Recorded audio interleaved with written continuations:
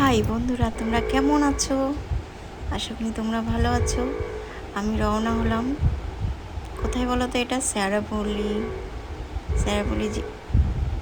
ওই যে এটা কি বলে, গঙ্গার ঘাটে, মানে লঞ্চ পার হচ্ছি। তো জলে এবার নামবো। আগে লঞ্চটা পার হয়নি, তবে তোমাদের সঙ্গে দেখাবো আমি স্নান করছি। মানে গঙ্গায় কত জোয়ার আছে। তো লঞ্চটা পার হয়ে নিলাম।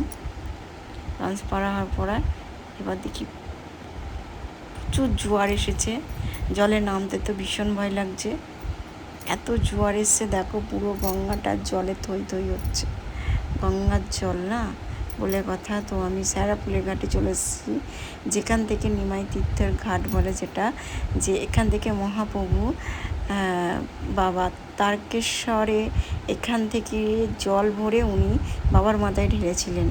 তো সবাই সেই কারণে এখানে এসে জল তুলে নিয়ে যায়, হেঁটেও যায়, কেউ ট্রেনে করেও যায়।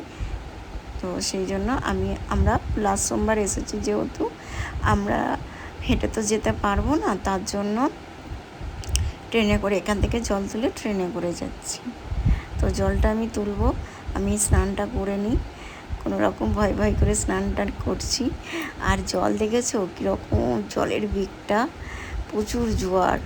মানে ওখানে পুলিশের গার্ড আছে, বাইরে কারো যেতে দিচ্ছে না, ব্যারিকেড দিয়ে রেখে দিয়েছে। যাই হোক, আমরা জল নিয়ে উঠলাম। যাই হোক, বাবার কাছে রওনা দিচ্ছি।